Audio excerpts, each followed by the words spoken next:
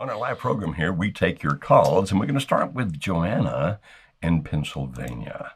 Joanna, can you hear us? I can, Joe. Thank you for taking my call. How may we help you today?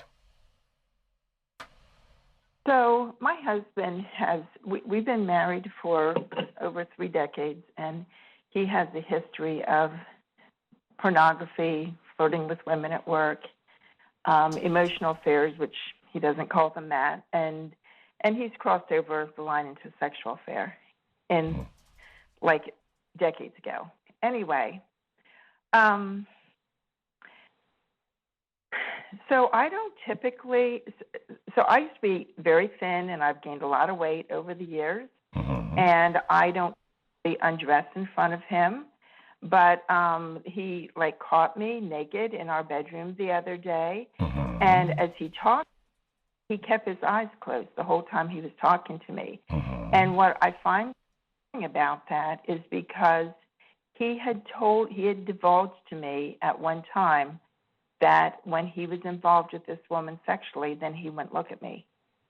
So I'm just thinking, I mean, I wouldn't want to look at me either if I was looking at young pornographic models on a regular basis. So I just don't know what to think about. It was very hurtful. Now, let me make sure I understand something that you said. You said that before, when he was involved with somebody else, he didn't want to look at you. Are you thinking that he's involved with somebody else now? Is that what you're saying? That's what I'm wondering, that. Did you hear the first part of the program where I went through that roadmap, the RDMAP? Did you happen to hear that part as we started the program? I heard most of it when they weren't talking to me about, my name and where I came from. Right. Our screener, I do get that. And so based on those kind of things, is there missing time? Is there missing money? Is there any other sign that you think may indicate he's having an affair other than the fact that he closed his eyes when you were nude? Well, I mean, not specifically, except that he's a very, he just keeps his mouth shut like almost all the time because. But that's normally who he is. Right, he does that. I mean, that's not something that just started. Okay, so Kimberly, as we look at this, let's talk about the pies for a minute, if we may.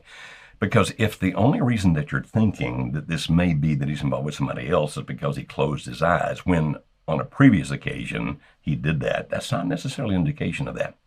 Now, as we get older, things change, but the pies, explain those very briefly, if you will, and how that becomes applicable in a situation like this. Sure. So for the people who may not be familiar with this concept, PIES is the 4 areas of attraction, and it stands for physical attraction, intellectual, emotional, and spiritual attraction. And all of these play a major part into how a person is attracted to you. If you look through the thousands of pages of research, then you see that these keep coming up. But we at Marriage Helper, we narrowed them all down and put them into these 4 areas of these types of attraction. Now, physical is only one part of attraction. And as Joe mentioned, it's something that changes throughout your life for everyone. But what's important here is that when you're talking about being the best that you can physically, being the most attractive you can physically, is that you're not personally comparing yourself to people who are younger than you, who have a different body type, because there's no way you would ever win in a competition to that if that's what you keep personally comparing yourself to. The whole point of working and becoming the most physically attractive you can be is to be the most physically attractive you can be for your age and situation in life. Now, you mentioned that over the years, there's been some things that have happened where maybe you don't feel the best about yourself physically. You said that you had gained weight. Now, but you're attributing that, from what I hear, you're attributing that to the fact that maybe your husband might not be as attracted to you as he is to the women that he sees online. But you're making that assumption. That's what I'm hearing. Yeah, and she's making that assumption, but that is definitely a possibility. If a man is looking at young hard bodies because that's the models they use in the pornography or nudity, then we can understand that. But what Kimberly's trying to say is there's a lot more to this than physically. For example, you said you don't let him see you naked, but that you slipped up and he saw you naked.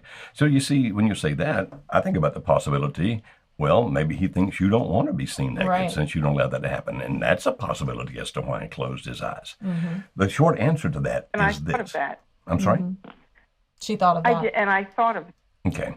So the long and short of it is, obviously, we cannot tell you why he did that. Only he can. Right. But I hope you hear what Kimberly's saying here.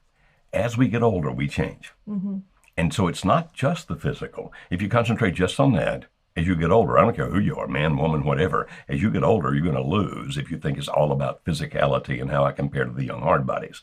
And so what you're saying is it's a combination of all four. Of all four of them. And it's the thing about it is that physical is the word that we think of, or it's that image we think of when we hear the word attraction. Well, I want my husband to be more attracted to me, then I need to lose weight or change my hair color or whatever it might be. It's the least important of the four parts of attraction. And it's the one that it might get short-term attention, but long-term, if there's not the intellectual attraction, which is you're able to have a conversation and have similar interests, you enjoy talking to each other. That emotional attraction where you're evoking emotions within him that he enjoys feeling about himself to where he wants to be around you even more. The spiritual attraction to where you're upholding to what you believe, that you have a beliefs and values and you hold to them, and that you live as a person of character and integrity and doing all of those things. It is the combination of the four of those areas that makes someone even more attracted to you. So focus on the E. That is the one where you can get the most traction the quickest if you're focusing on how can I make sure my husband, that I'm evoking positive emotions within him, that he enjoys how he feels about himself.